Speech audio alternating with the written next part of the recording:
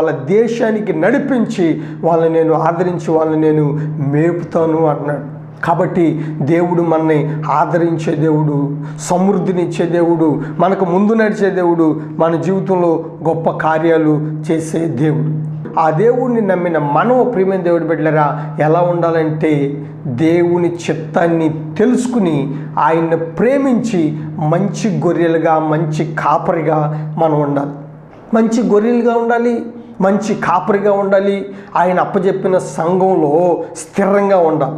అటు ఇటు చల్లాచెదురు అవ్వకోకుండా, అటు చల్లాచెదురు అవ్వకోకుండా ప్రియమైన దేవుడు బిడ్డలారా మనం ఎలా ఉండాలంటే మంచి కాపరిగా ఉండాలి, మంచి గొర్రెలుగా మనం ఉండాలి. అప్పుడు దేవుడు నిన్ను నన్ను ప్రేమించి తన ప్రేమతో మనం ఆదరించుకుంటా వస్తాడు ప్రియమైన దేవుడు బిడ్డలారా. అంతేకాదు ఇర్మియా 31:10 కూడా చక్కని మాట రాయబడి ఉంది ప్రియమైన దేవుడు బిడ్డలారా. 31:10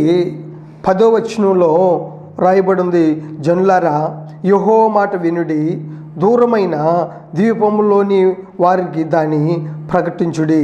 ఇజ్రాయేలు చెదరగొట్టినవాడు వాటి సమకూర్చి గొర్రెల కాపరిని తన మందను కాపాడునని తెలియజేయుడి. చూడండి, ఇక్కడ దేవుడి మాట మనం వినాలి.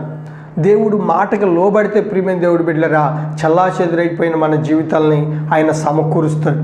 నీ హృదయం, నీ తలంపులు, నీ ఉద్దేశాలన్నీ వేరుగంటే నిన్ను సరైన రూట్లో నిలబెట్టి, సరైన నిజసాక్షిగా నిలబెట్టి నిన్ను వాడుకోవటానికి దేవుడు సిద్ధంగా ఉన్నాడు ప్రియమైన దేవుడు బిడ్డలారా. ఇజ్రాయేలీలందరినీ దేవుడు ఆదరించాడు, వాళ్ళ జీవితాల్లో మేలులు చేశాడు, వాళ్ళలో గొప్ప వ్యక్తుల్ని లేపాడు, ప్రవర్తనలు లేపాడు, పరిశుద్ధుల్ని లేపాడు, అందరినీ సమకూర్చి వాళ్ళకి న్యాయకుడిగా ఉండి, గొప్ప కాపరిగా ఉండి వాళ్ళని ఆదరించుకుంటూ వచ్చాడు. ఈ రోజున నిన్ను ఆదరించడానికి ఈ లోకంలో పుట్టాడు, నిన్ను దీవించడానికి ఈ లోకంలో సంచరించాడు. అంతేకాదు ఆయన నీ నిమిత్తం నా నిమిత్తం ప్రాణం పెట్టి మృత్యుంజయుడై లేచి మళ్ళీ ఇదిగో నేను ఉన్నవాడును అనువాడును, నిన్న నేడు నిరంతరం ఏకరీతిగా ఉన్నాను, కాబట్టి మీరు నన్ను నమ్మండి, మీరు నాతో ఉండండి, నేను మీతో ఉంటాను, సదాకాలం నేను మీతో ఉంటానని మాట ఇచ్చాడు ప్రియమైన దేవుడు బిడ్డలారా. మాట ఇచ్చి తప్పే దేవుడు కాదు మన దేవుడు, నిన్ను మంచి వ్యక్తిలాగా మార్చే దేవుడు. ఆ మార్చే దేవుడు ప్రియమైన దేవుడు బిడ్డలారా మాట్లాడుతున్నాడు. చివరిగా అపోస్తులు 20:28 చదువుకుందాం. తన స్వరక్తమిచ్చి సంపాదించిన తన సంఘమును కాయుటకు పరిశుద్ధాత్మ మిమ్మల్ని దేనియందు అధ్యక్షులుగా ఉంచెను, ఆ యావత్తు మందను గూర్చియు మీ మట్టుకు మీ గూర్చి జాగ్రత్తగా ఉండుడి. చూడండి, ఇక్కడ అపోస్తలుడైన పౌలు ఇక్కడ చక్కగా హెచ్చరిక చేస్తూ ఉన్నాడు అన్నమాట ప్రియమైన దేవుడి బిడ్డలారా. తన స్వరక్తమిచ్చి సంపాదించిన తన సంఘమును కాయుటకు పరిశుద్ధాత్మ మిమ్మల్ని దేనియందు అధ్యక్షులుగా ఉంచెను, ఆయా ఎత్తు మందను గూర్చియు మీ మట్టుకు మిమ్మల్ని గూర్చి జాగ్రత్తగా ఉండుడి అన్నాడు. మన గూర్చి మనం చాలా జాగ్రత్తగా ఉండాలి.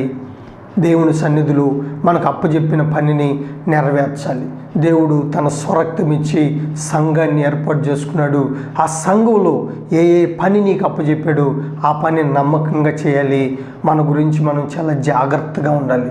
మనకి దేవుడు ఒక అధ్యక్షత పదవిని ఇచ్చాడు సంఘంలో ప్రియమైన దేవుడు బిడ్డలారా. ఆ అధ్యక్షతలో మనం చక్కగా మన పనిని మనం నెరవేర్చాలి.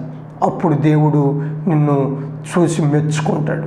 అంతేకాదు తన పనిని నెరవేర్చవని సంతోషపడతాడు ప్రియమైన దేవుడు బిడ్డలారా. కాబట్టి చాలా జాగ్రత్తగా దేవుడు సన్నిధిలో ఎదుగు, దేవుడు నిన్ను దీవిస్తాడు. హల్లెలూయా. ప్రార్థన చేసుకుందాం.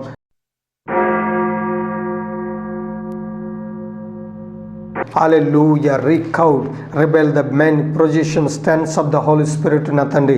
వాక్యమైన బిడ్డలందరినీ దీవించండి, వాళ్ళ జీవితాలను నా ప్రభా ఆదరించండి. మంచి వ్యక్తులుగా, మంచి కాపరులుగా, మంచి గొర్రెలుగా నీ సన్నిధిలో, నీ సంఘంలో ఉండటానికి కృప దయచేయండి. నువ్వే పని అప్పచెప్పావో ఆ పనిని నెరవేర్చడానికి నా తండ్రి పరిశీలించుకుని నా తండ్రి ఎప్పటికప్పుడే నా ప్రభా నీ చిత్తాన్ని నెరవేర్చుకుంటూ ఉండటానికి కృప దయచేయండి. వాళ్ళలో ఉన్న బాధలు, వేదనలు తొలగిపోయి సమృద్ధిగా, ఆశీర్వాదంగా ఉండడానికి కృప దయచేయండి. నువ్వు మంచి కాపరవుగా మట్టి అయ్యా మంచిగా నా తండ్రి బిడ్డలందరినీ ఆశీర్వదించమని అడుగుచున్నాను తండ్రి. ఆమేన్, ఆమేన్. దేవుడు మిమ్మల్ని దీవించును గాక. ఆమేన్.